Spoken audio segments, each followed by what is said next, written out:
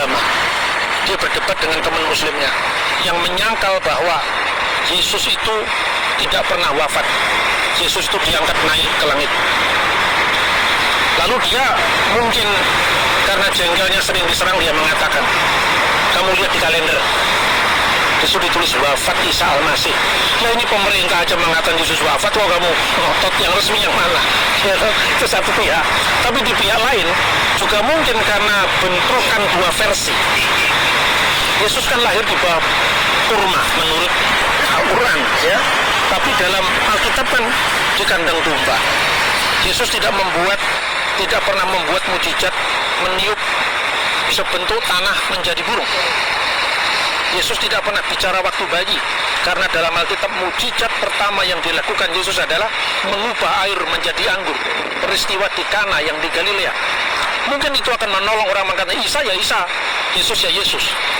Padahal kita lupa, sebetulnya Alkitab kita jauh sebelum diterjemahkan oleh Lembaga Alkitab Indonesia yang namanya Terjemahan Baru, edisi Alkitab tahun 1733 itu menggunakan kata Isa Al-Masih.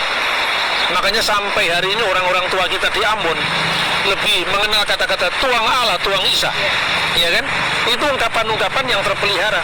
Tapi apakah kata Isa itu keliru? Samakah Isa dengan Yesus? Jawabannya ya tidak sama. Ya tidak sama, itu hanya teologinya memang berbeda. Tapi ketika nama Isa itu muncul, sebetulnya dimaksudnya Yesus itu. Soal teologinya berbeda itu urusan lain. Tapi biasanya orang tidak mau mikir yang rumit-rumit. Pokoknya Isa bukan Yesus, kan itu kan. Nah sekarang dari mana asal-usul kata Isa? Kata Isa itu sebetulnya sudah muncul sebelum zaman Islam.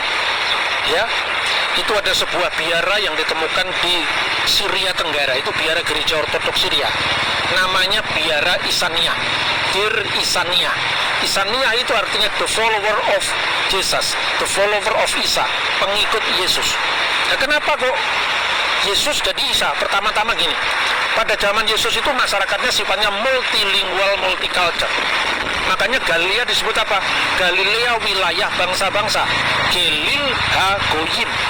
Habis itu kemudian bahasa itu ya Yunani, Latin, Aramaik, Ibrani, itu dipercakapkan semua di Galilea. Sehingga ketika orang membaca nama Yesus, ketika dia orang Yahudi, dia pasti membaca Yesua. Yang percaya bahwa Yesus itu Mesias, pasti membacanya Yesua Hamasiah. Nah, Yesua Hamasiah itu bentuk Ibrani, Yesua. Nama Yesus itu, Ha itu kata sandang de, Mesias yang diurapi. Jadi dia Sang Kristus. Ketika diterjemahkan dalam bahasa Yunani, Yesus Kristus. Dalam bahasa Latin, Yesus Kristus. Tulisannya bukan Y tapi IE. Ya. Nah, ketika itu diucapkan dalam bahasa Arab bukan lagi Yosua tapi Yesua, ringan. Sensus pada abad pertama itu dilakukan dalam bahasa Latin, maka pasti nama Yesus muncul karena Yesus itu bahasa Latin. Tapi ketika Yesus bercakap-cakap dengan Nikodemus, dengan imam-imam Yahudi, pasti dikenal dengan Yesua. Jangan membayangkan Israel itu dengan negeri yang mungkin budayanya hanya mengenal satu bahasa. Israel di abad pertama itu menjadi taman mininya dunia, sehingga berbagai rona bunyi bahasa itu didengar. Nah, ketika Injil kemudian dikenal ke wilayah barat, ya seperti kita kenal ini kan wilayah barat, jadi Yerusalem, kemudian seperti surat Petrus itu menyebut Galatia, Kapadokia, Asia Kecil, Bitinia, ini bahasanya Yunani, sebagian yang elit bahasanya Latin, yang elit. Makanya bahasa Latin tetap menjadi bahasa hukum sampai ketika Perancis ya meneruskan hukum itu dan kemudian Belanda mengambil dari Perancis, Belanda dibawa ke Indonesia. Kita mengenalnya pakai asas-asas hukum tetap bahasa Latin. Nullum delictum semua bahasa Latin, ya kan? Artinya apa? Artinya itu warisan sejarah yang sangat panjang. Kemudian Isa itu namanya dari mana? Itu yang namanya phonetic correspondent.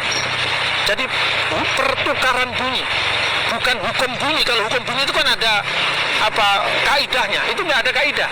Karena apa? Hanya orang tidak bisa mengucapkan pronunciation, keterbatasan pronunciation terhadap bahasa lain. Misalnya orang Ibrani menyebut Yesua atau menyebut Yirmiyahu Yesayahu, itu Yeremia. Diterjemahkan dalam bahasa Arab jadi apa? Irmia, Armia, Yesayahu. Orang Arab menyebut Isaya. Bapaknya Daud namanya Isai, ya kan? Maka huruf Yod dalam bahasa Ibrani sering bertukar, nggak ada kaidahnya. Kadang-kadang alif, kadang-kadang ain. Makanya dalam catatan misalnya seorang bapak gereja Syria yang menerjemahkan karya sejarawan Yahudi Flavius Josephus, menerjemahkan pada waktu itu hidup orang bijaksana yang namanya Yesus. Itu diterjemahkan dalam bahasa Arab apa? Fi hadal zaman yaisu rojulun hakim ismuhu Isowa. Jadi dari kata Yesua kadang-kadang menjadi Isowa. Maka dalam bahasa Aram misalnya, inilah silsilah Yesus Kristus anak Daud anak Abraham. Ibraninya kan Sefer Tolit Yesua ben Daud ben Abraham. Itu di dalam bahasa Aram Isu Mesiha. Nah, Iso kadang-kadang dibaca Isa.